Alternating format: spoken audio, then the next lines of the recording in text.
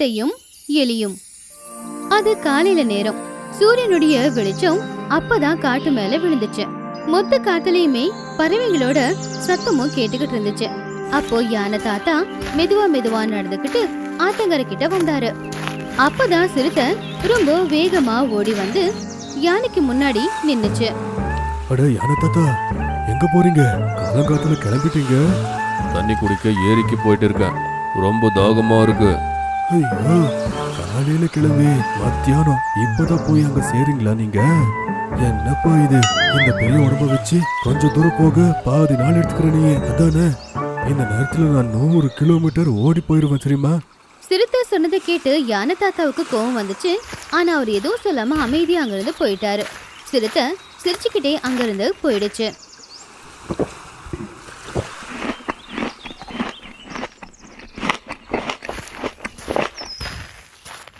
அட யானை தாத்தா, என்ன ஆச்சு? இவ்வளோ கோபமா எதுக்கு இருக்கீங்க? அந்த சிறுத்தை ரொம்ப அதிகமா பண்ணிக்கிட்டே இருக்கான். இன்னைக்கு என்னையே வச்சு கலாய்க்கிறான். என்ன, அவன் எப்படிதான் எல்லாருக்குமே தொந்தரவு கொடுத்துக்கிட்டே இருக்கான். இன்னைக்கு உங்களையும் விட்டு வைக்கலையா? அவன் யாரையும் கண்டுக்கவே மாட்டேங்கிறான். காட்டில் எல்லாருமே எனக்கு மரியாதை தருவாங்க, சிங்கராஜாவும் கொடுப்பாங்க. ஆனால் அந்த பைரவ் என்னை கலாச்சி விட்டு அப்படியே போயிட்டான். சரியா சொல்றீங்க. வர வர அவன் ரொம்ப அதிகமாக பண்ணிக்கிட்டே இருக்கான். நம்ம ஒன்று பண்ணலாம், நாம சிங்கராஜா கிட்ட இதை பற்றி சொல்லலாம். அப்படி சொல்லி அவங்க 2 பேரும் சிங்கராஜாவை பார்க்க போனாங்க.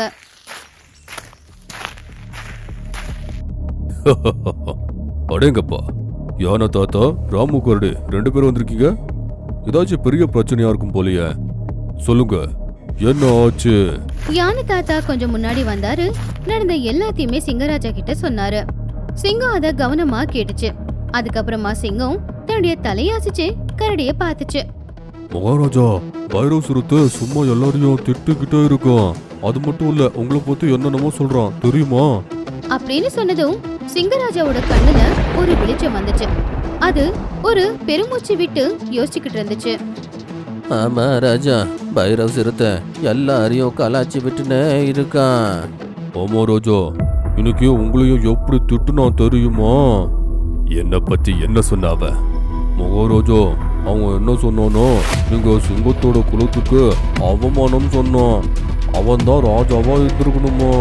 சிங்கராஜாவுக்கு அதை கேட்ட உடனே பயங்கரமான கோவம் வந்துச்சு. அது சிம்மாசனத்தை விட்டு எழுந்திருச்சு கத்துச்சு. இந்த பைரவ் என்ன பத்தி இப்படி எல்லாம் பேசினானா? அவனை நான் என்ன பண்றேன்னு பாரு. மகாராஜா, பைரவ் சிறுத்தை பத்தி நீங்க இவ்வளோ கம்பீரமா யோசிக்க தேவையே இல்லை. அப்புறம் அப்படியே விட்டுருதா? காட்டுல எல்லாத்தையும் என்னை பத்தி இப்படியெல்லாம் சொல்லி வைப்பான். நான் ஒண்ணுமே பண்ணக்கூடாதா? மகாராஜா, முதல்ல அவனை நம்ம கூப்பிட்டு நல்லபடியாக கேட்கலாம். என்ன ஏதுன்னு தெரியும். அவனுக்கு எதை பற்றி பெருமையாக இருக்குன்னு நாம் அவன்கிட்ட கேட்டு தெரிஞ்சுக்கிட்டு அவனுக்கு நம்ம ஏதாச்சும் பண்ணலாம். இதனால அவன் ரொம்ப பெருமை தெரிவான்ல, எல்லாம் நாசமாயிரும். அவனை அவமானம் பண்ண மாதிரியும் ஆயிடும். அதை கேட்டு சிங்கராஜா யோசிச்சுது. அதுக்கப்புறம் சிரிச்சுது. இதான் காரணம் உன்னை என்னோட மந்திரியா நான் நியமிச்சதுக்கு. ஆனா இத 2 நாளைக்கு அப்புறம் பண்ணலாம். இன்னைக்கு இன்னொரு காட்டுல இருந்து என் உயிர் நண்ப வரான். அப்படி சொன்னதும் ஹரியலி அங்க வந்துச்சு. அத பார்த்த உடனே சிங்கராஜா முகத்துல சந்தோஷம் வந்துச்சு. என்னோட அன்பான எலியே, உன்னை பார்த்ததும் எனக்கு ரொம்ப சந்தோஷமா இருக்கு. மகாராஜா, உங்களை பாக்குறதுக்காக தான் நான் ரொம்ப தவிச்சுக்கிட்டு இருந்தேன். அதை கேட்டதும் அங்கிருந்த விலங்குகள் எல்லாருமே ஆச்சரியமா ஒவ்வொருத்தங்க பாத்துக்கிட்டாங்க.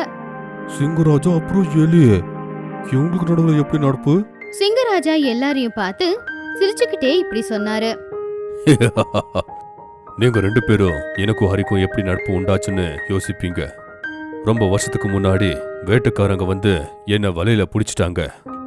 அப்போ அந்த வலைய கடிச்சு என்னை இந்த ஹரி விடுதலை பண்ணா. அவ அன்னைக்கு என்ன விடுதலை பண்ணலன்னா நான் இங்க இல்ல, எங்கேயோ சர்க்கஸ்ல இருந்திருப்ப தெரியுமா? அதை கேட்டு எல்லா விலங்குகளும் ஹரி எலிய ரொம்ப மரியாதையோட பார்த்தாங்க.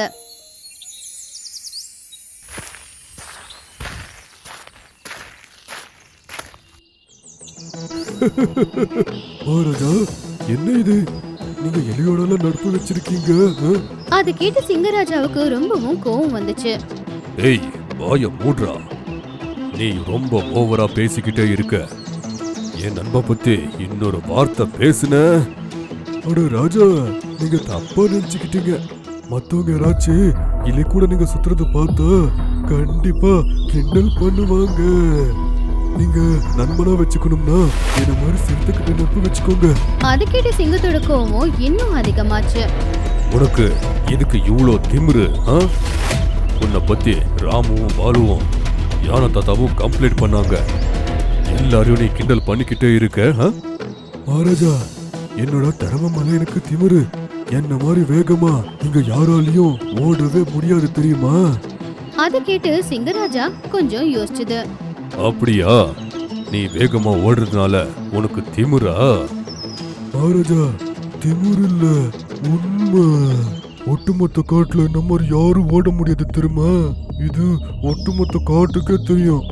மகாராஜா, இவன் சரியா சொல்றான். யாராச்சும் இவன்கிட்ட காம்படிஷன் வச்சா அவங்கள இதே தோக்கடிச்சிரும். ஆனா இந்த திமிரு இவனுக்கு ரொம்ப ஓவர் ஆயிருச்சு.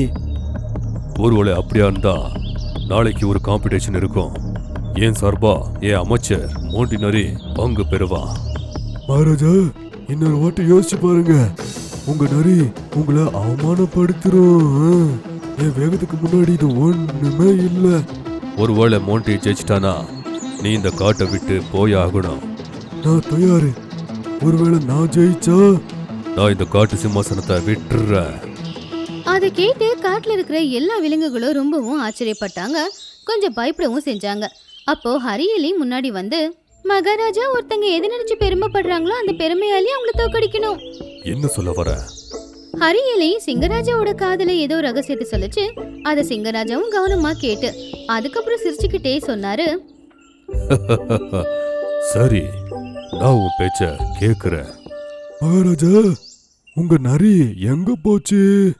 என்ன ஓடி போயிருச்சா? மோண்டி ஓனாய் அமைதியா நின்னுக்கிட்டு இருந்துச்சு. ஆனா அதோட பார்வை சிங்கராஜா மேல இருந்துச்சு. ஏன் சார்பா மோண்டி நரி வராது, அதுக்கு பதிலாக ஹரி எலிதா உன் கூட வரப்போகுது. அது கேட்டு காடி ரொம்பவும் அமைதியாயிடுச்சு. எல்லா விலங்குகளும் அவங்க தலைய தொங்க போட்டுட்டாங்க. அதை கேட்டு சிறுத்தையும் தான் ரொம்பவும் ஆச்சரியமா பார்த்துச்சு. ராஜா, என்ன காமெடி பண்றீங்களா? ஒரு சிறுத்தை எலி கூட போய் ஓட எப்படி? என்ன அவமானப்படுத்துறீங்க நீங்க? நீ நல்லா ஓடுவேன்னு உனக்கு திமிரு தானே? உன்னோட வேகத்தை காட்டு. ஆனா மகாராஜா, ஒருவேளை எலி ஜெயிச்சிருச்சுன்னா நீ காட்டை விட்டு எங்கேயோ போக தேவையில்லை. அதுக்கு பதிலாக உன் பேரை எலி சிறுத்தைன்னு வைப்போம். அதுக்கப்புறம் யாரையும் கிண்டல் பண்ணாலும் கூட நீ ஒன்றும் பேசக்கூடாது. கம்ப்ளைண்ட் கொடுக்கறதுக்கு என்கிட்ட வரவே கூடாது. அது கேட்டதுமே சிறுத்தைக்கு ரொம்ப கோவம் வந்துச்சு. ஆனா அது மேல அதுக்கு நம்பிக்கை அதிகம். அதனால அது திமிரா சொல்லுச்சு, சரி மகாராஜா, நான் தயாரா இருக்கேன். 3, 2, 1 ஓடுங்க. சிறுத்தை ரொம்ப வேகமா ஓட ஆரம்பிச்சது. ஆனா ஹரியலி வேகமா ஒரு வலைக்குள்ள புகுந்தது. அதுக்கப்புறம் அது ஷார்ட்கட்ல ஃபினிஷ் லைன் கிட்ட சீக்கிரமா வந்துருச்சு. சிறுத்தை ஃபினிஷ் லைன் கிட்ட வரும்போதே பார்த்துருச்சு, அங்க ஹரியலி ஏற்கனவே நின்னுக்கிட்டு இருந்துச்சு. இது எப்படி சாத்தியம்?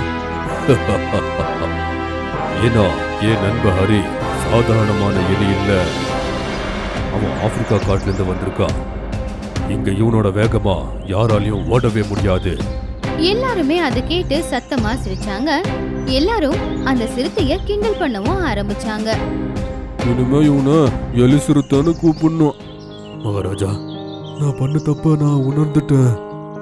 என் திமிரு தான் என்னோட அழிவுக்கு காரணம் போல. இப்ப புரியுதா? திமிரு எப்பவுமே ஒருத்தனுக்கு ஆபத்து தான். இன்னொரு வாட்டி மத்தவங்களை கிண்டல் பண்றதுக்கு முன்னாடி யோசி.